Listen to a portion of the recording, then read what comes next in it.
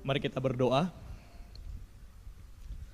Tuhan Yesus, terima kasih atas anugerah keselamatan yang telah Engkau nyatakan di dalam anak-Mu Yesus Kristus, dan kami juga bersyukur untuk kesempatan yang Kau berikan dalam kehidupan kami untuk kami boleh dapat belajar kebenaran firman Tuhan pada ibadah minggu ini. Tuhan, dalam segala keterbatasan kami, biarlah hikmat-Mu memimpin kami, dan juga biarlah Roh-Mu membuka hati dan pikiran kami untuk akhirnya kami terus mengerti kebenaran firman Tuhan, dan biarlah Roh-Mu juga memimpin kami untuk kami dapat melakukan kebenaran firman Tuhan dalam kehidupan kami. Terima kasih Tuhan Yesus Kristus, kami siap merenungkan kebenaran firman Tuhan dalam nama Tuhan Yesus. Amin. Selamat siang Bapak Ibu, mari kita membuka Alkitab kita dari kitab Kisah Para Rasul, pasal pertama, ayat pertama sampai ayat yang ketiga. Saya akan membacakan bagi kita semua. Roh Kudus dijanjikan. Hai Theophilus, dalam bukuku yang pertama, aku menulis tentang segala sesuatu yang dikerjakan dan diajarkan Yesus, sampai pada hari ia terangkat. Sebelum itu, ia telah memberi perintahnya oleh Roh Kudus kepada rasul-rasul yang dipilihnya. Kepada mereka, ia menunjukkan dirinya setelah penderitaannya selesai, dan dengan banyak tanda ia membuktikan bahwa ia hidup. Sebab selama 40 hari ia berulang-ulang menampakkan diri dan berbicara kepada mereka tentang kerajaan Allah. Pada siang hari ini kita akan merenungkan firman Tuhan dengan satu tema, yaitu kerajaan Allah, The Kingdom of God. Lukas memberikan catatan yang sangat baik untuk menggambarkan apa yang dilakukan Yesus setelah dia bangkit. Lalu Yesus berulang-ulang kali menampakkan diri, baik itu kepada para murid dan juga kepada para pengikutnya. Dalam 1 Korintus 15 ayat 5-8 memberikan catatan bahwa Yesus menampakkan diri kepada para rasul, tetapi juga dia menampakkan diri kepada 500 lebih orang saudara. Nah, kita akan melihat bersama, Lukas memberikan sebuah pemikiran yang sangat baik. Ketika Yesus selama 40 hari menampakkan diri, Yesus juga memberikan pengajaran-pengajaran yang sangat berharga. Dan Lukas menyimpulkan bahwa pengajaran tersebut ialah berbicara tentang kerajaan Allah. Oleh karena itu, pada siang hari ini kita merenungkan apa maksud kerajaan Allah di dalam teks firman Tuhan pada hari ini, dan apa hubungannya dengan kehidupan umat Kristen pada saat ini. Istilah kerajaan Allah, yaitu dalam bahasa Yunaninya tes basileias toteo, yang artinya ialah kerajaan milik Allah. Kata kerajaan dari kata bahasa Inggris yaitu kingdom. Kingdom memiliki sebuah konsep yaitu king, yang di sana menunjukkan adanya status orang yang tinggi, yaitu raja. Tetapi juga ada dom yang memiliki arti domain, yang menunjukkan makna bahwa ada wilayah kekuasaan. Sehingga ketika kita membahas tentang the kingdom of God, itu menunjukkan bahwa ada satu personalitas yang berkuasa tetapi juga memiliki wilayah kekuasaan. Nah, Lukas menunjukkan bahwa ketika Yesus setelah bangkit menampakkan diri, Yesus juga mempelajari, Yesus juga memberikan banyak pengajaran-pengajaran kepada para murid dan pengikutnya. Bahkan Yesus juga banyak melibatkan diri, menyelesaikan banyak persoalan-persoalan yang terjadi di dalam kehidupan para murid dan juga para pengikut-pengikutnya. Oleh karena itu, semua yang dipaparkan oleh Yesus untuk memusatkan dengan satu tujuan, supaya para murid dan juga para pengikutnya akhirnya memiliki kejelasan dasar, kejelasan konsep bagaimana mereka bisa memberitakan kerajaan Allah. Kerajaan Allah digambarkan dalam Injil Matius, yaitu sebagai kerajaan sorga. Dan di bagian Injil yang lainnya digunakan istilah kerajaan Allah. Konsep dalam kerajaan Allah menunjukkan bahwa ketika kerajaan Allah hadir, kerajaan Allah tersebut berpusat kepada Yesus Kristus, dan kerajaan Allah tersebut digenapi di dalam diri Yesus Kristus. Hal ini memperlihatkan di dalam bagian Alkitab dan bagian Injil lainnya, bahwa ketika kerajaan Allah hadir, maka Injil diberitakan. Ketika kerajaan Allah hadir, maka pertobatan terjadi. Ketika kerajaan Allah hadir, maka pemulihan pembebasan terjadi. Ketika kerajaan Allah hadir, maka kekudusan pun terjadi. Dan ketika kerajaan Allah hadir, maka di situ kehidupan diperbaharui. Nah, mari kita melihat bersama dari fakta-fakta yang terjadi. Setelah Yesus bangkit, dia banyak berulang kali menampakkan diri. Oleh karena itu, bagaimana aplikasi kerajaan Allah yang dipaparkan oleh Yesus dalam menyelesaikan masalah-masalah kehidupan yang dihadapi oleh para murid dan juga para pengikutnya. Kita akan melihat bersama, baik itu dalam pembacaan dalam Injil Matius, Markus, Lukas, dan Yohanes, memaparkan dengan sangat jelas banyak persoalan-persoalan yang diselesaikan oleh Yesus supaya mempersiapkan mereka untuk dapat memiliki sebuah konsep yang benar dalam memberitakan kerajaan Allah, memberitakan tentang kabar baik. Kita bisa melihat bersama, yang pertama saya merangkum dari fakta-fakta yang terjadi dalam keempat Injil. Yang pertama saya mencatat ada 4 persoalan yang akan kita renungkan pada saat ini. Yang pertama ialah di mana Yesus membereskan ketidakpercayaan atau krisis kepercayaan dari para murid dan pengikutnya tentang dirinya. Lalu yang kedua, Yesus juga menyelesaikan kesedihan yang terjadi kepada orang-orang yang mengikut dia.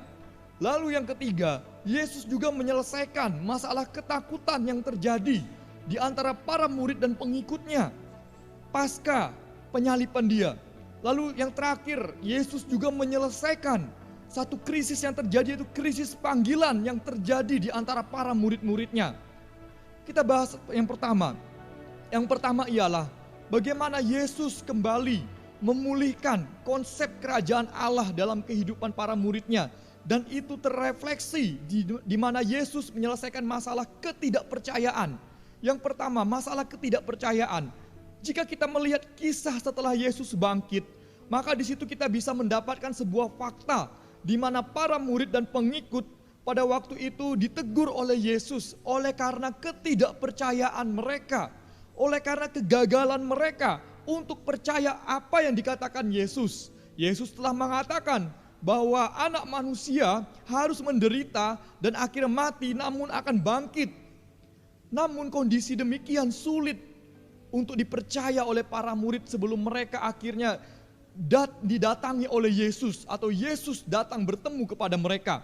Nah, krisis kepercayaan tersebut kita bisa melihat di dalam kitab Injil Markus pasal 16, Yesus menegur mereka. Lalu Matius pasal 28, di situ ada para murid yang datang pada waktu Yesus mau naik ke sorga, ada yang ragu-ragu kepada Yesus.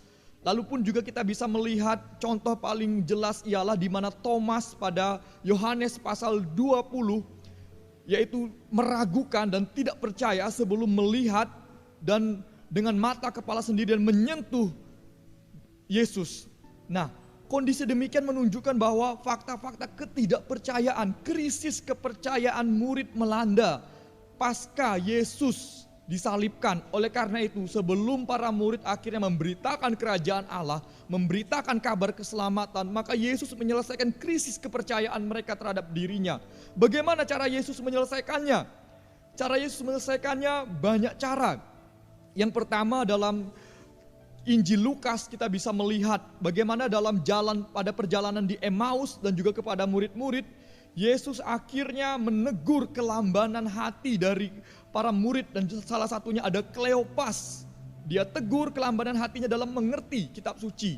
Tetapi di situ beberapa kali Yesus mengingatkan dan akhirnya Yesus mengarahkan mereka sehingga mereka mengerti bahwa di dalam kitab suci, baik itu Taurat Musa, baik itu juga di dalam kitab Mazmur dan juga di dalam kitab nabi-nabi tertulis tentang dirinya. Nah, ketika Yesus mengatakan ini, maka membuka pikiran mereka bahwa di dalam kitab Taurat, di dalam kitab Mazmur dan nabi-nabi itu mengajarkan tentang Yesus dan mengajarkan tentang konsep Mesias yang sesungguhnya, yang menunjuk kepada Yesus Kristus. Sehingga dengan demikian Yesus membuka pemikiran mereka tentang kitab suci dan membuat mereka mengerti bahwa Yesuslah Mesias yang digenapi tersebut. Lalu kasus Thomas, Yesus juga menyelesaikannya dengan cara berbeda. Yesus hadir langsung ke tengah-tengah para murid, dan pada waktu itu Thomas juga ada. Dan ketika Yesus hadir, di situ Thomas langsung melihat dengan mata kepalanya sendiri bahwa Yesus telah bangkit dan dia akhirnya mengakui, "Ya Tuhanku, Allahku." Dengan demikian krisis kepercayaan diselesaikan oleh Yesus. Bapak, Ibu, dan saudara-saudari, dalam kehidupan kita ingin membangun kerajaan Allah, kita ingin menjadi alat yang dipakai Tuhan untuk meneruskan, mengembangkan kerajaannya. Namun jika kita mengalami krisis kepercayaan oleh karena ketakutan dan berbagai hal, maka kita belum dapat untuk melaksanakan tugas tersebut. Oleh karena itu, mari berdoalah kepada Tuhan supaya krisis kepercayaan iman kita ini dibenahi, dibereskan oleh Yesus. Yang kedua, kesedihan. Kita bisa melihat dalam Yohanes pasal 20, dalam ayat yang ke-11 sampai ayat yang ke-18, di sana memperlihatkan fakta Maria Magdalena begitu sangat sedih ketika dia mendengar bahwa guru yang dikasihi, Yesus Kristus, harus mati di kayu salib. Namun setelah mati dikuburkan, dia ingin melihat jenazahnya di kuburan, namun akhirnya jenazahnya tidak ada. Kondisi demikian begitu menyedihkan bagi Maria Magdalena. Sudah orang yang dikasihi meninggal, tetapi tidak bisa melihat jenazahnya. Maka ini sesuatu hal yang menyedihkan. Sehingga kita bisa melihat catatan dalam Injil Yohanes pasal 20. Bagaimana Maria Magdalena pun hanya fokus bagaimana dia bisa melihat mayat Yesus. Hanya fokus kepada rindu untuk melihat, menemukan mayat Yesus, sampai-sampai malaikat yang datang untuk menghibur dia, malaikat yang datang bertanya kepada dia pun tidak dia rasakan mengalami kegentaran. Nah, lalu pun juga ketika ada yang menyapa dia, dia pun sempat mengatakan bahwa berpikir bahwa itu tukang taman. Padahal akhirnya dia sadar bahwa ternyata yang menyapa dia adalah Yesus Kristus yang telah bangkit. Ini adalah penampakan Yesus dengan tujuan untuk menyelesaikan masalah kesedihan dan duka cita. Pasti bukan Maria Magdalena saja yang berduka cita. Banyak pengikut dan juga para murid yang mencintai Yesus Kristus juga mengalami hal yang sama.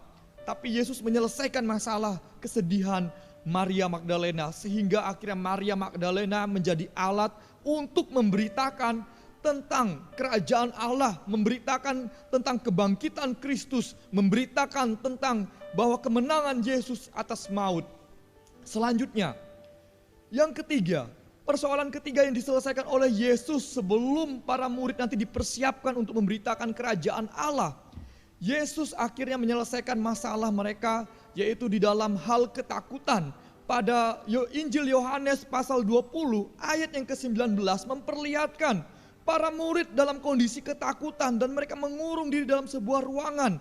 Oleh karena mereka melihat fakta guru yang mereka kasihi akhirnya disalibkan dan mati. Dan kondisi ini begitu menyedihkan bagi mereka. Kondisi yang menyedihkan ini ditambah lagi dengan ketakutan mereka. Belum lagi orang-orang ahli Taurat, orang Farisi dan para politikus yang menentang Yesus akan mengincar mereka sebagai muridnya. Kondisi ketakutan ini membuat mereka harus mengurung diri. Bagaimana sikap Yesus? Yesus menyelesaikan masalah ketakutan mereka dan dengan Yesus datang ke tengah-tengah mereka dan memberikan salam damai sejahtera. Bahkan Yesus menghembuskan Roh Kudus sehingga memberikan kekuatan dan keberanian bagi mereka nanti untuk akhirnya mereka memiliki keberanian untuk menyatakan diri, keberanian menghadapi ketakutan, keberanian untuk akhirnya mereka mengalahkan ketakutan dengan damai sejahtera. Lalu yang keempat, masalah yang diselesaikan Yesus yang keempat ialah masalah krisis panggilan. Kita bisa melihat dalam Injil Yohanes, di mana di situ kita melihat bahwa di pasal yang ke-21, murid-murid mengalami krisis panggilan. Mereka yang telah dipanggil dari penjala ikan untuk menjadi penjala manusia, mereka kembali menjadi penjala ikan. Petrus akhirnya menjadi penjala ikan kembali dan akhirnya berimplikasi. Semua murid-murid yang lain mengikuti dia untuk menjala ikan. Kondisi demikian akhirnya harus diselesaikan oleh Yesus sebelum mereka akhirnya memberitakan kerajaan Allah. Yesus datang kepada mereka, menemui mereka dan mengajari mereka. Secara khusus Petrus yang akhirnya diingatkan kembali untuk panggilannya, supaya dia mengasihi domba-domba yang diberikan Yesus kepada dia. Dan juga mengingatkan Yohanes, murid yang dikasihi, akan bagaimana panggilan hidupnya nanti. Nah, kondisi-kondisi demikianlah diselesaikan Yesus. Oleh karena itu, kita melihat bahwa berita tentang kerajaan Allah adalah berita yang sangat penting yang Yesus berikan kepada para murid pada waktu dia menunjukkan diri kepada mereka. Berita kerajaan Allah memiliki makna, yaitu di mana berita tersebut berpusat kepada Yesus Kristus dan berpusat kepada apa yang telah dia lakukan atau karya Yesus Kristus. Berita tentang penebusan dosa oleh Yesus, berita tentang pengampunan dosa, dan berita tentang pemulihan hidup di dalam Yesus Kristus. Nah, mengenai kerajaan Allah, ada dua istilah yang perlu kita mengerti. Yang pertama, kerajaan Allah itu berbicara tentang regnum gratiae. Apa itu regnum gratiae? Regnum gratiae itu memiliki arti ialah bahwa Yesus memiliki jabatan sebagai raja secara rohani, sebagai penguasa raja secara rohani, baik itu bagi umat percaya dan gereja di seluruh dunia. Ini yang perlu kita mengerti. Kisah para rasul ini ditulis oleh orang yang sama, yaitu Lukas yang menulis Injil Lukas, di mana dalam pasal 24 kita bisa melihat bersama Yesus membereskan konsep para pengikut dan muridnya pada waktu di jalan Emmaus dan bersama dengan murid-muridnya dan yang dia datangi di ruangan khusus untuk membenahi konsep mengenai Mesias di dalam perjanjian lama. Nah, sehingga dengan demikian Yesus mengajarkan bahwa dia adalah personalitas penguasa secara rohani. Bukan seperti konsep mereka, penguasa secara politis. Dia penguasa secara rohani dan itu berimplikasi hingga saat ini kepada kita. Yesus adalah penguasa rohani dalam kehidupan kita. Selanjutnya, istilah kerajaan Allah selain dimengerti dengan istilah regnum gratiae, juga ada istilah satu lagi yaitu regnum potentiae. Apa itu regnum potentiae? Regnum potentiae itu memiliki makna bahwa Yesus adalah penguasa, kekuasaannya melingkupi seluruh alam semesta ciptaan dan kekuasaannya secara providensial dan yuridis. Artinya apa? Bahwa Yesus berkuasa memelihara seluruh alam semesta. Segala alam semesta adalah di dalam kekuasaannya, ada dalam jangkauan kekuasaannya. Tidak ada satupun yang tidak ada dalam jangkauan kekuasaannya. Nah, Abraham Kuyper, seorang teolog dari Belanda dan juga seorang mantan Perdana Menteri Belanda, mengatakan satu prinsip teologis yang sangat bagus, bahwa tidak ada satu inci pun di dalam dunia ini dan dalam alam semesta ini yang tidak dimiliki oleh Kristus. Dan oleh karena itu, ini menjadi satu hal yang luar biasa yang perlu kita pahami, bahwa ketika Yesus mengajarkan tentang kerajaan Allah, dia juga sedang mengajarkan dan mengingatkan kita sebagai manusia, dia satu-satunya penguasa atas alam semesta ini. Maka implikasinya apa? Hidup saya dan Bapak Ibu serta saudara-saudara ada di dalam kekuasaan Yesus Kristus. Hal tersebut diperlihatkan dalam Injil Matius pasal 28 ayat 18, di mana Yesus mengatakan sebelum naik ke surga bahwa segala kuasa baik di surga dan di bumi telah diberikan kepada Dia.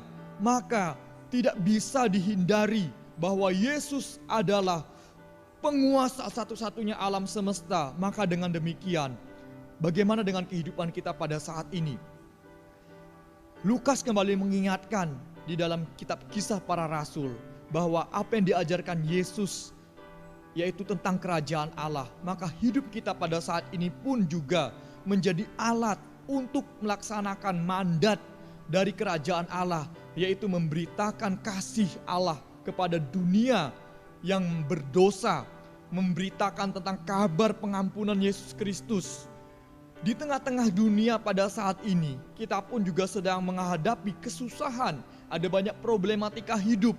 Bagaimana kita menghadirkan kerajaan Allah, yaitu damai sejahtera Allah di tengah-tengah dunia yang saat ini sedang menghadapi problematika, salah satunya oleh karena COVID-19. Bagaimana damai sejahtera Allah kita hadirkan bagi sesama kita.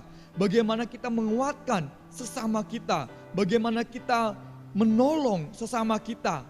Ini perlu kita terapkan sebagai alat, sebagai gereja yang menjadi alat untuk memberitakan kerajaan Allah. Dan kita juga sebagai orang Kristen secara pribadi yang dipakai menjadi alat untuk memberitakan kerajaan Allah. Kita harus melakukan hal demikian.